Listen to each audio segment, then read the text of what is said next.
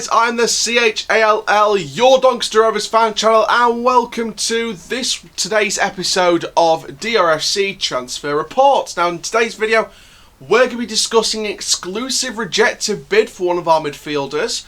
We're going to be discussing the squad numbers that have been officially announced by the club. And also, guys, we're going to be announcing the EFL Trophy fixtures in the group stage matches, what time and, where. So, before we get started, make sure you like, comment, subscribe, click the notification bell so you never miss a YouTube video. And for now, guys, let's get into talking about the first story today, which, of course, are squad numbers. So, the following numbers are as follows.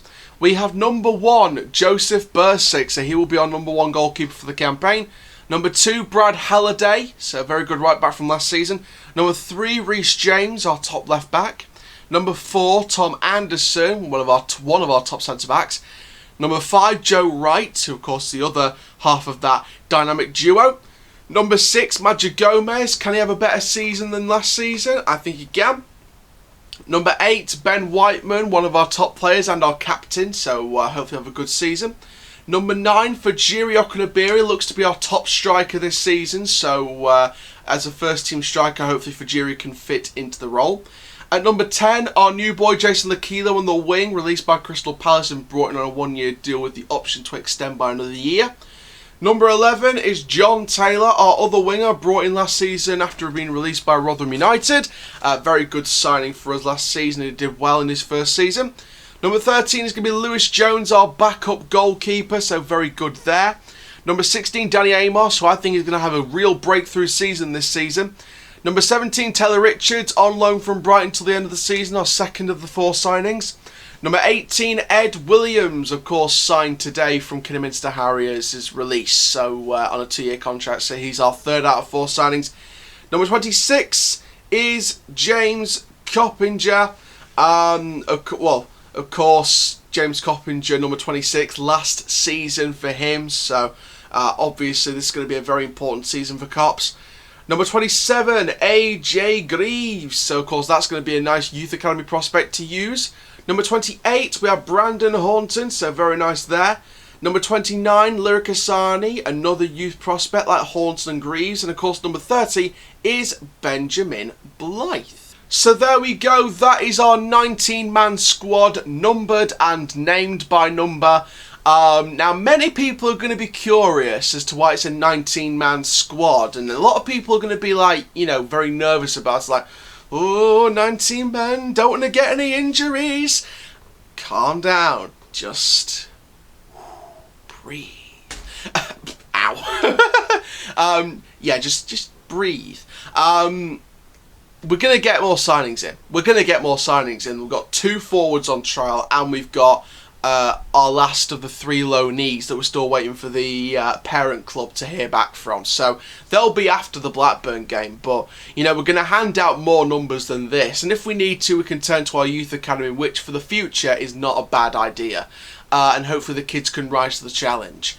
So I'm not going into this season I'm not going to go into this season negative at all. I'm not going to be thinking, oh, it's a 19-man squad with bloody 3 loanees or whatever, we're not going to have a good squad, 2-3 loanees. I'm not going to go negative. I'm going to go positive and say we've got a 19-man squad, we've got Youth Academy under-18s as backup, and even though the under-23 squad has gone, under-18s or first team, that's the choice, and of course we can develop the under-23s into first team players or under-18 squad players, and I'm not even worried that if we get injuries, because of course we are still going to bring in a couple of signings, I'm sure. I think the transfer analysis for the season is not done. Moore said he will get his business done by October 16th, deadline day.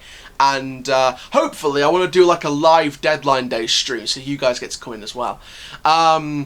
And I'll be able to keep doing the transfer news, have a drink at the side of me just to keep myself refreshed and keep the throat going throughout those few hours. And yeah, so we'll see what happens. We will see what happens. So that is going on about the squad numbers. Now let's talk to you about our EFL Trophy fixtures. So on Tuesday, September the 8th at 7:30 PM, we're kicking off hosting Bradford City at the Keepmoat Stadium. Then October 6th, 29th on the Tuesday at 7:45 PM away. We are at Oldham. And then hosting Wolverhampton Wanderers under-23s will be on Tuesday, November the 10th, with the kickoff at 7:30 PM. So there you go, guys. Not much to really talk about this one, but for those of you who didn't see the previous videos I've done on the EFL Trophy, I'll just give you a bit of a recap so you guys have an inkling as to what is going on. So the EFL Trophy, of course, that's like our League 1, League 2 and development side, competition. Look, it's like the EFL Cup, but like the division below the EFL Cup, and 2 divisions below the FA Cup. So we are in all 3 competitions. And obviously EFL Cup, we've got Blackburn on the 29th of August. FA Cup, we have no idea yet. And obviously with the EFL Trophy, we've got these 3 teams. And I've said in the past, I think we'll beat Bradford, I think we'll beat Oldham. Wolves under 23 is going to be the strongest opponent. I definitely think so anyway. So that's going to be the challenge for Rovers. See if we can get past the Wolves under 23 squad, because they've got a dangerous youth development and they've got a really dangerous youth development. So that's going to be the challenge, especially if Cameron, John and Niall Ennis are involved with the Wolves squad and not being loaned out. So return to keep out for them. That's good enough for us. Give us the challenge. But that is looking into the trophy fixtures. They've been confirmed with dates and times, things like that, and locations, of course. But let's get into our final story today, and that is about an exclusive bid rejected for Ben Whiteman. So according to the Free Press, they understand they've had a rejected bid from Barnsley. So Barnsley submitted a flurry of bids for the Rovers skipper earlier in the summer, but were not back on each occasion. And in recent days, the Reds have also seen a further improved offer rejected by Rovers.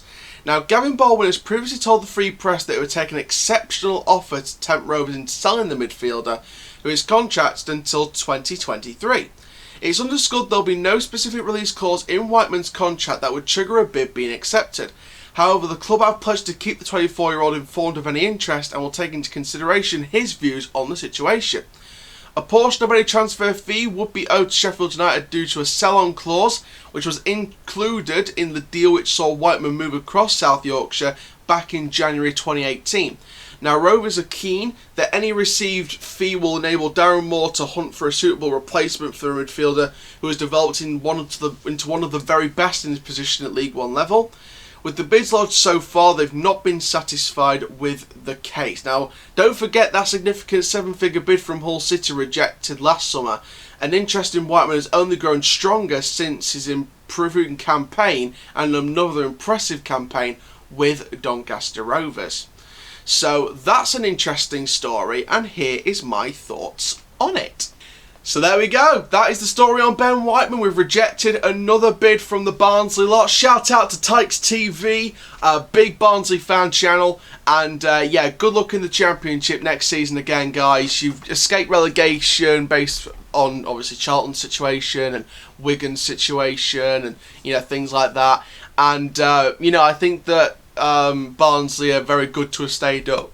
They got a good win in the last day against Brentford, so they deserve to stay up from that one result anyway. But they've got a squad that I think could do very well in the Championship next season. Maybe a mid-table finish at maximum, maybe. And that's being, not cruel. And yeah, I think if they added Ben Whiteman to their squad, it would be a even more fiercer squad. But I'm glad we're keeping him for now. I'm glad we're keeping him because he's very important to our season. He's been the glue that holds the midfield together. He's been one of the glues that holds the whole team together. He's the captain, for goodness sakes. And, aside from James Coppinger, who else will wear the captain's armband right now? Maybe Anderson or Wright or someone like that. Probably Tom Anderson. I think Tom Anderson will probably be the captain after Whiteman. So, it's good to see Whiteman staying at the club. He will hopefully stay at the club past his 2023 expiring contract. And, yes, very excited that Whiteman's bid has been rejected because he's staying with us. But Barnsley, just keep trying again and we'll keep rejecting them. Now, in all seriousness, that is it for this transfer report video, guys. Make sure you tune in tomorrow for my match preview against Blackburn Rovers in the EFL Cup Round 1. And the 29th of August, we've got the official match analysis after the match is played. Thank you very much, guys. I'm the CHALL. Please like, comment, subscribe. Goodbye.